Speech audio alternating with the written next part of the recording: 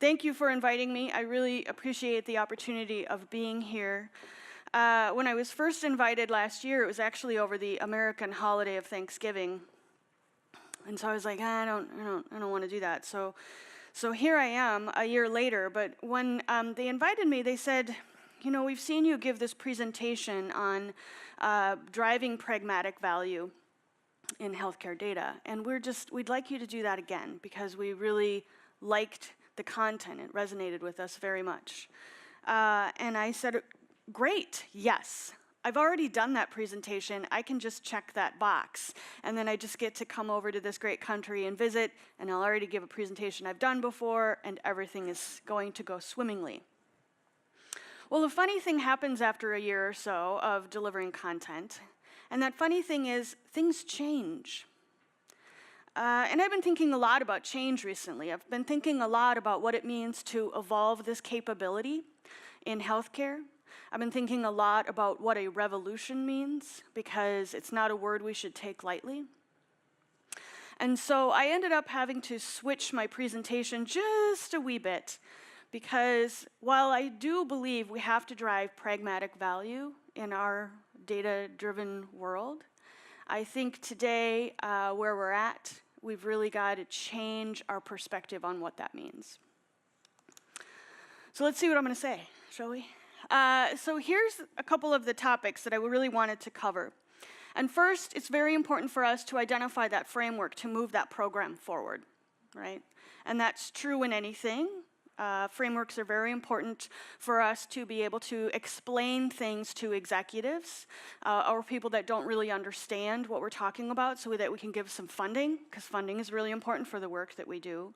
So we're going to talk about a framework, but for me, I want to talk about the framework in the terms of an ecosystem. Second, we're going to talk about methods of how you stay truly data-driven. So let me ask you a question. How many of you would consider yourselves to be data-driven?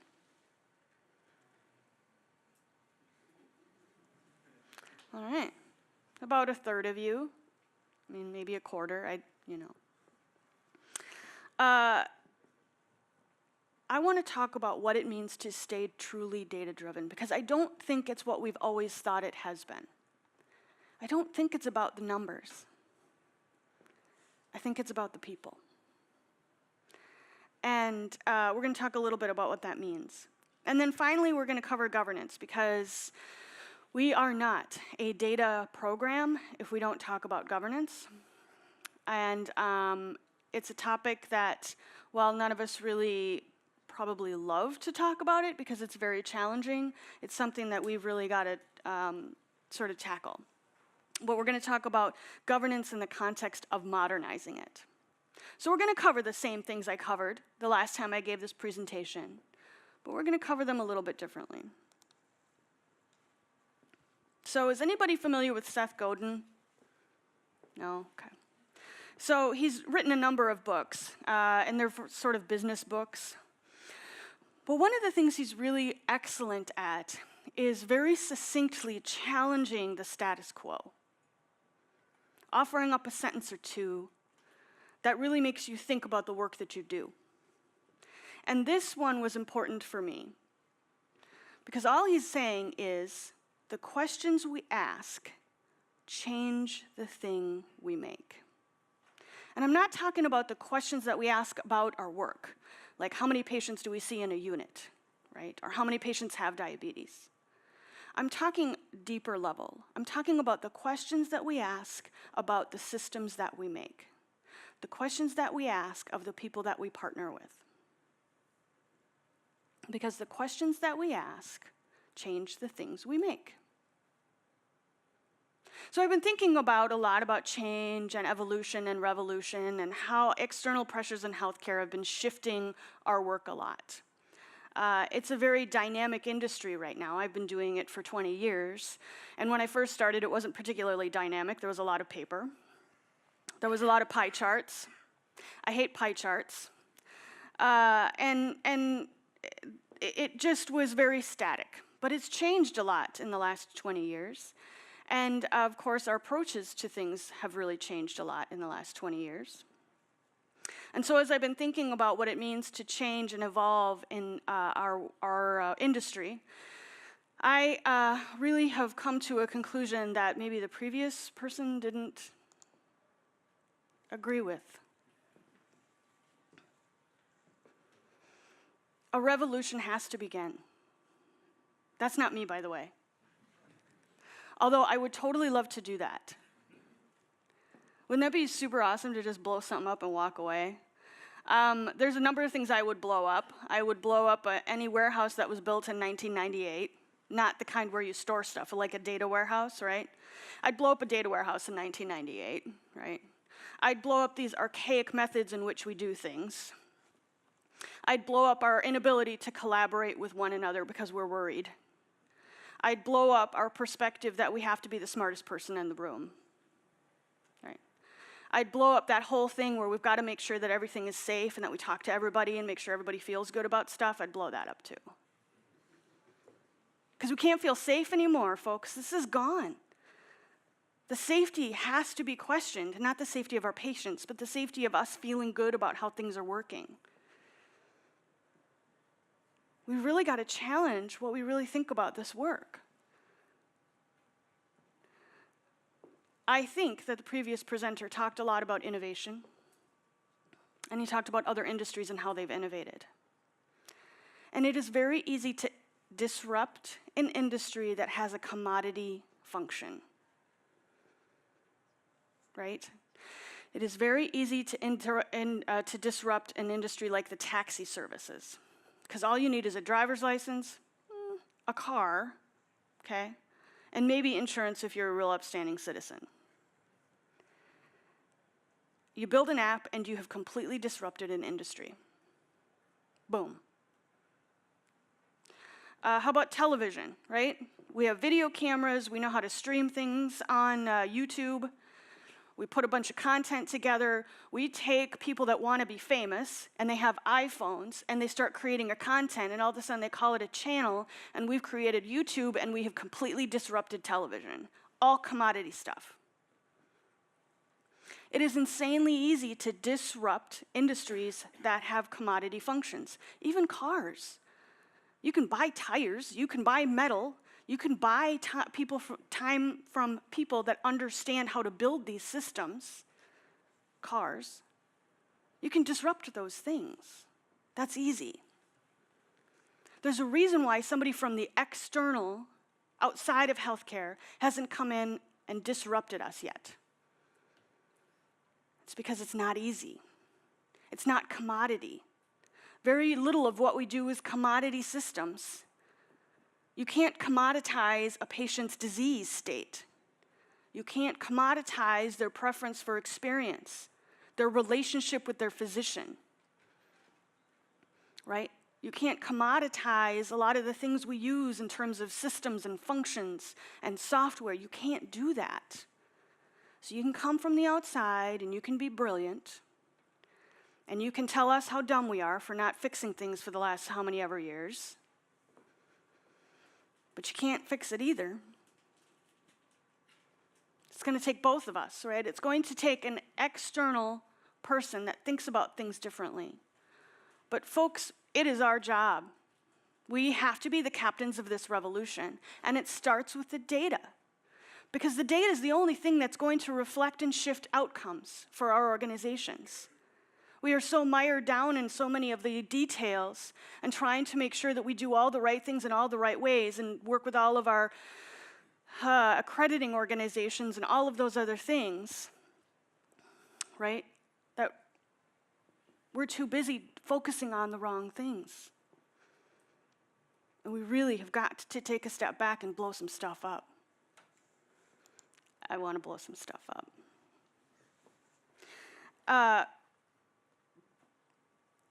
Again, I really wish I would have heard the previous presenter because I think he talked about this construct.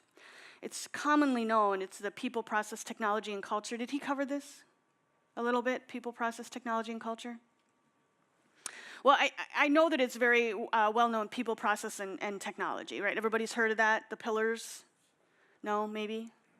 A few? Lots of hand raising or phone raising, maybe it is. It's phone raising. Well, I added a number of years ago, I added the culture pillar, because this work does not exist outside of a culture of your organization. And we've really got to consider that as we start thinking about our revolution, right? So what happens when you focus on any one of these pillars? So let's just say that we pick the people, because the people are the ones that do the work and the people that are the ones that receive our work. So what's important about the people is if you focus exclusively on the people, what ends up happening is you create a lot of shadow IT systems, right? You go and you do your work. It's really important. I'll do whatever I need to do to support you. You just go and do your work. And then a software sales guy comes in and says, here, I'll help you do your work. Great, super.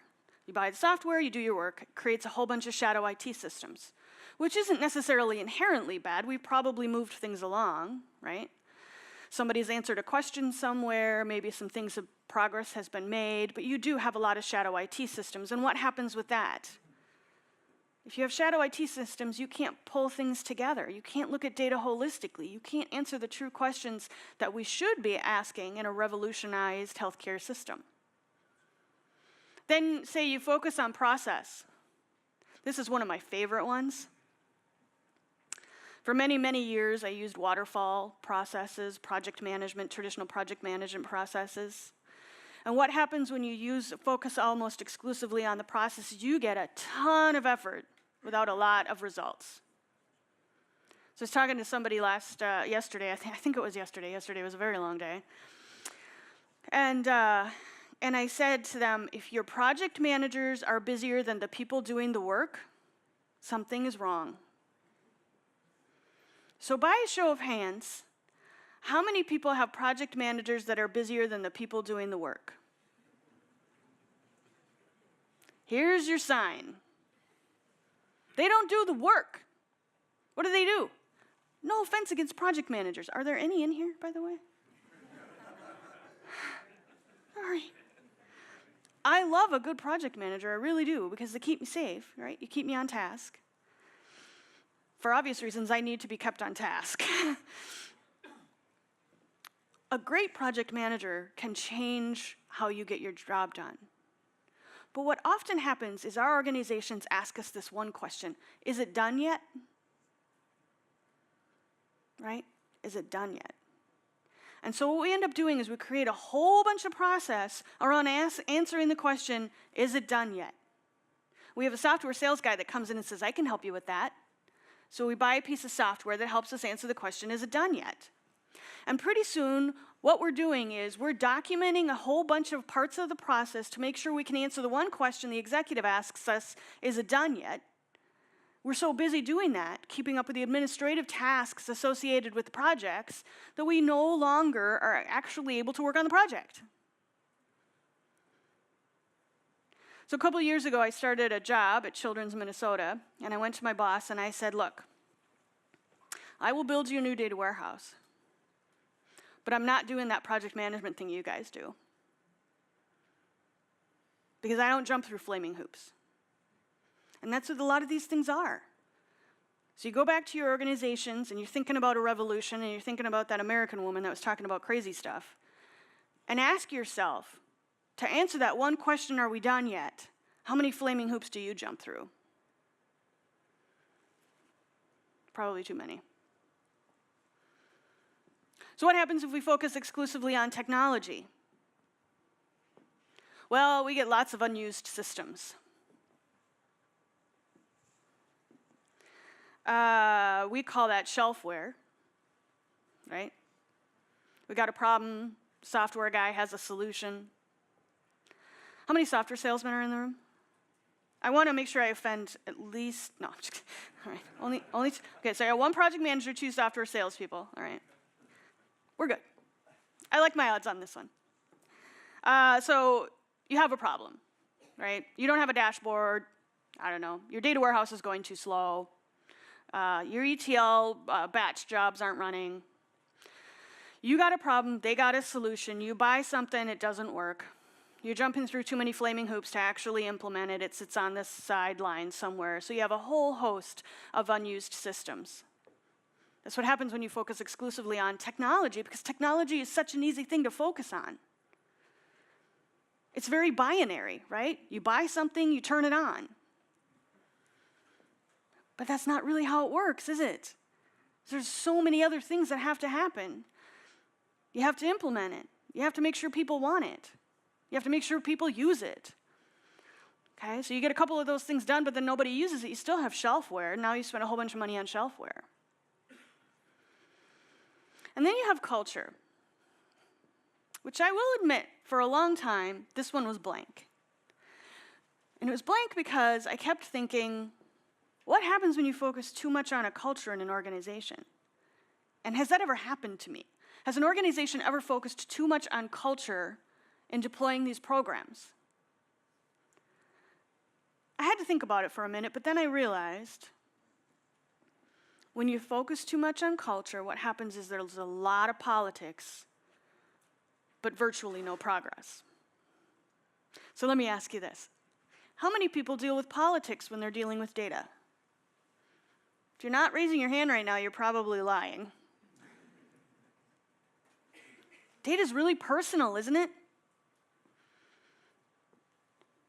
Haven't we found ourselves in conversations with somebody about how personal data is and you're sort of taken aback, on your heels, surprised at how personal they are taking whatever you're doing? The work they've done is really personal. And it ends up becoming very political, right? So you have fiefdoms. A friend of mine used to call them, they're not barn silos or grain silos. Do you have silos in the Netherlands where you store grain? Okay. I made a joke a number of years ago about the Kardashians before they were really popular in a different country. And I got a whole room of Kardashians. So now I always ask. And unfortunately now everybody knows who the Kardashians are. So a friend of mine was saying, these aren't grain silos that we're dealing with in our organizations, right? These shadow IT systems that have been created, these analysts that sit in our departments that know these data, they've created their own data warehouse, they are the experts, they put on their cape every morning and come to work. And you accidentally trip over one of these these grain silos, right, in trying to coordinate these data and put them together so you can answer the question that the organization is actually asking you, and you suddenly realize that that grain silo is actually a missile silo. Because they're not giving that stuff up. And they will do everything in terms of politics and flaming hoops to make sure that you do not get in their way because they put their cape on every morning and come to work. So focusing on any one of these things isn't getting the job done, is it? Because what happens is you focus on one of these things and then you get too much of one thing and not enough of the other. I would contend that our work is much more like an ecosystem. Does anyone, do you remember this in grade school? The equilibrium? Yes? Some nodding heads. Some, geez, I'm really curious where she's going to take this. So the ecosystem is this idea that you must have everything in balance for it to work well. And you could say that our customers are maybe the sunshine. In our world, of course, customers are patients, right? I like to tell my executives that they're the fire right there. My executives look at me and smile. Okay. The reports are probably the rain, right? Your architecture is the bugs. The idea is that we need it all, and we need it all in equal amounts. And focusing in any one area too much is going to get your ecosystem out of balance, and you're not going to be able to deliver value. So you could also take the pillars, and you could say people, process, technology, and culture, and say, I've got to balance all of these pillars when I'm actually doing this work. And that is absolutely part of the pragmatic need to deliver value in your organization. And that has to happen whether or not you revolt, right? You probably just have to do it a little faster if you decide to revolt as you're running away, as stuff's blowing up. So I would contend that we focus rather on an ecosystem than our pillars. Here's what I have to tell you. Avoid the easy button. The easy button is often the thing that you feel like is easy, right? It's usually the technology because we can buy that all day long. It doesn't make anybody angry unless you go over budget. It gets you something to do so you're busy, right? But the easy button is just a distraction. And the trouble is we keep punching that easy button, and we look so dang busy all the time. But we can't answer the questions that our organization is asking us. So if you see the easy button, if you feel that easy button, don't push it. I know it's compelling. But when you keep hitting that easy button, you're no longer delivering value to your organization. And when you're not delivering value to your organization, you really have to question what you're doing. I got to the point a couple months ago where I realized I was pushing the easy button a lot at my work. I was going through a lot of the day-to-day stuff that you do when you are building a data warehouse, when you have a team of people, right? You meet with them every day. Hey, how are you? I'm fine. How are you? Oh, I'm good. I'd run around in my fire extinguisher and put out flaming hoops, something that you often do in a very large enterprise. I was insanely unhappy. I was miserable, actually, because I wasn't doing the thing that I knew I needed to do in that organization to blow stuff up, to deliver the value that the organization needed, to stand in front of my executives and tell them it was time to light something on fire. Because what we were doing wasn't working. And being polite and smiling about it wasn't working anymore. And making everybody feel good about the work that we were doing wasn't working anymore. That, for me, was the easy button. I was punching that sucker every day. So I quit my job. If anybody's hiring, my resume's in the back. Don't punch the easy button. The opposite of the easy button is the work that we have to do in order to get this job done. And it's got 100% nothing to do with systems. It's got 100% nothing to do with the data. And it has got absolutely everything to do with winning the hearts and the minds of every person in your organization so that you can truly become data-driven. Because data-driven is not a checkbox activity. It's a way that you do work. It's a way that you think about the work. And being truly data-driven means that everybody in your organization, right down from the janitor all the way up to the CEO, understands that you use data to answer the questions that drive the organization. That data is usable and contextual and changes behavior over time. It's got to change behavior over time. Otherwise, you're just asking what if. You're asking the number of patients, you're asking the number of things, the widgets, right? The amount of time you do something. It's got to change behavior. And in order to change behavior, you've got to get rid of the missile silos. And in order to get rid of the missile silos, you've got to win the hearts and minds of the people that are exactly the ones that will stand in your way because they put their capes on every morning. Now this is not the easy button. This is way harder than anything else we have ever done. Forget about multi-terabyte data warehouses. That makes it look like a walk in the park. Winning the hearts and minds of every individual in that organization. Once you've done that, the rest of the work is a piece of cake.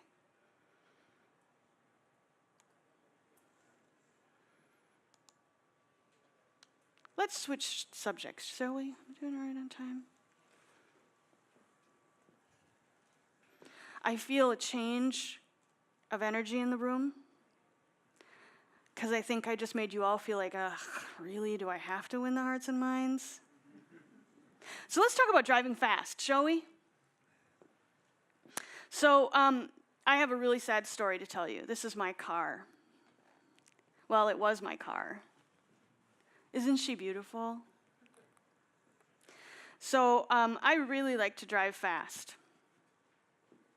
My family's over here. Yeah. I've taught my son a number of things that no mother should ever teach a child.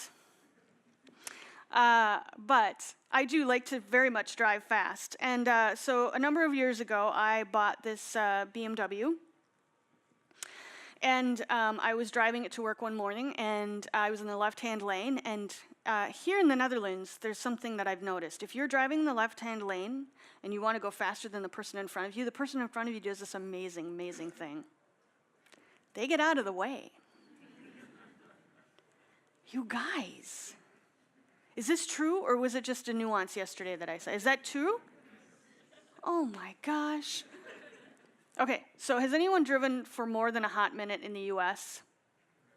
Oh, good. Okay, you know what I'm talking about, don't you? You come up on somebody in the left-hand lane, and they sit there. And you're like, are you serious right now? Get out of my way. No, in the United States, we have this weird, cultural thing. It's like, I paid taxes on this lane, too.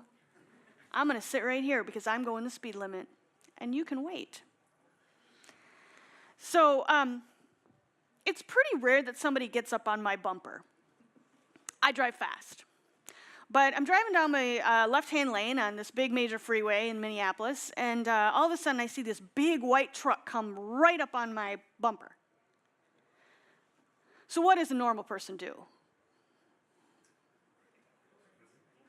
I speed up. Oh, I'm going too slow. All right, well, it turns out that he just sped up more.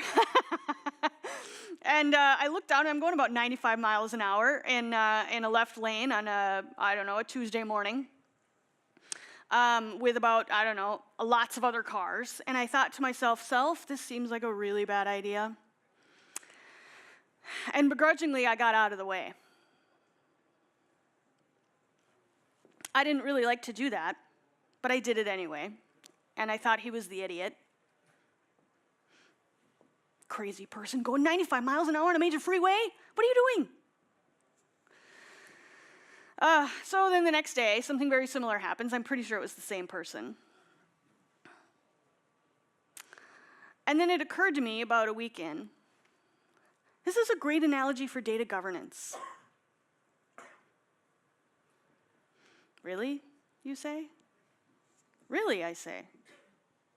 So the interesting thing about our highway systems in the US, and probably in the Netherlands, they are a great analogy or metaphor for the work that we do. I was standing in this person's way because I thought I was right. I thought I was going fast enough. I thought he was going too fast. I thought I had the right to be in that lane. I'll speed up a little bit. And that's what we do with data governance. We stop users from using data because we're right. Because you're going to use it wrong, because you don't understand it.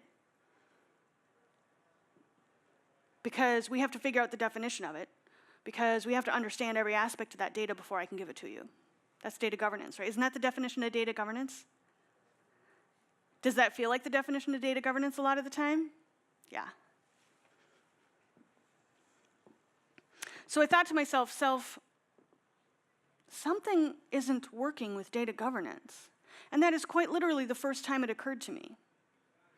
Because for many, many years, it was very important for us to define the data and for everybody to agree on the data definition, and that you could only use that data definition, and then we would figure out where all that data came from, right? And we'd make sure the data was correct or of high quality, whatever the heck that means. Don't get me started on that one. We had a long conversation about data quality yesterday. What does quality mean anyway? I don't know. So if we can't all agree on a definition, how do you agree on quality? And then you force everybody to only use that thing.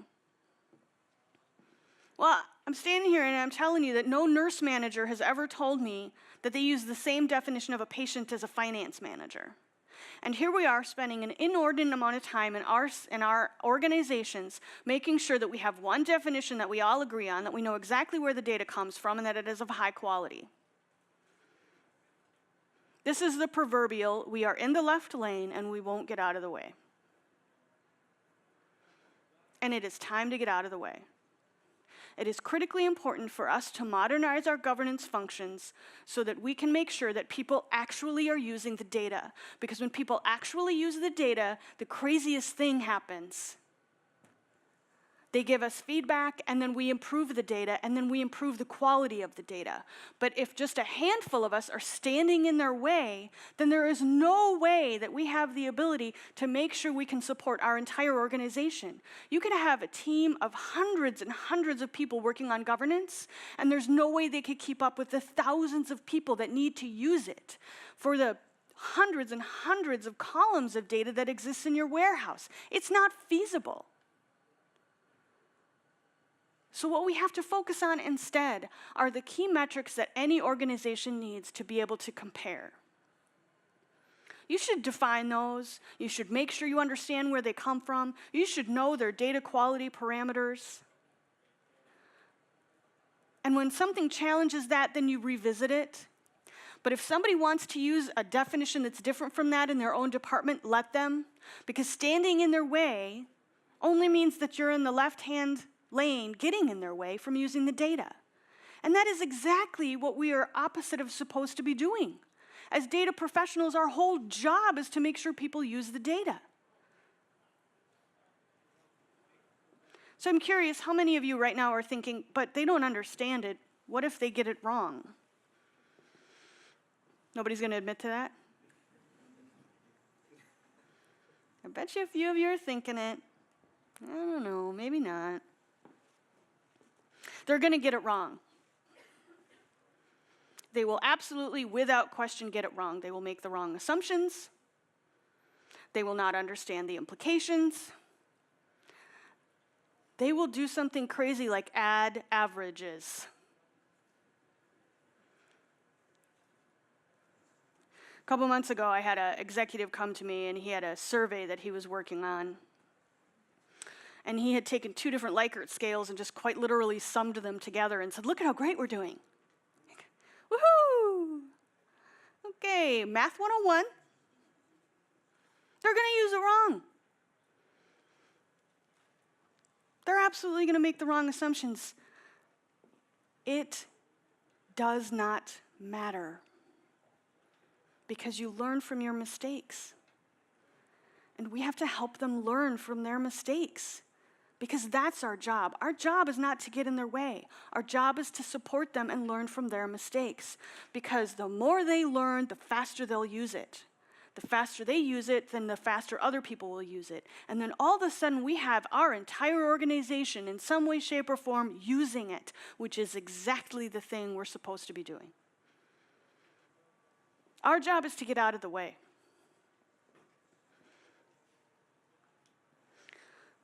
This hurts. There's no question. I know it hurts. Because when I realized I was punching the easy button, and I realized what I was going to have to do in order to make it stop, in order to actually provide value, in order to actually support the revolution that needs to happen in data-driven healthcare,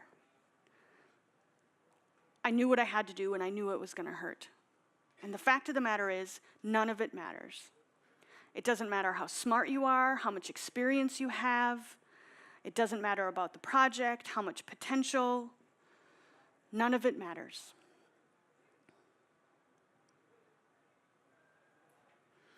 Take a big old piece of humble pie because it is time to get out of their way. It is time to let them screw up. We are parents of now a teenager, and it's time to let them figure out the world.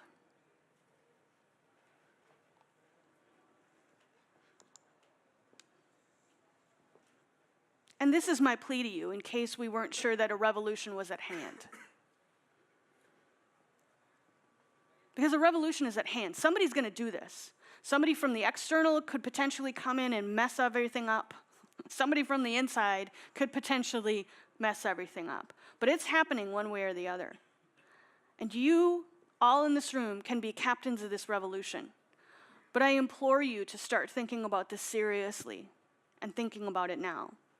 Because you know what happens when you radically democratize access to data, when you let your end users screw up and figure this out, when you start focusing on hearts and minds and not systems and data and technology and binary things, you save lives. We're not talking about retail. We're not talking about buying more stuff at Target or creating a better tire or figuring out how to plug in a car. We're talking about saving a baby's life. We're talking about saving that baby's mother's life. We're talking about saving my nephew's life, who was diagnosed with acute lymphoblastic leukemia at 2 years old. And whether he knew it or not, 50-some years before that, researchers saved his life. Data saved his life. This isn't anymore about systems. It is about saving people's lives. And if we don't get out of the way and let our end users do this and figure it out and make mistakes, we're not preventing it, we're actually causing more of it.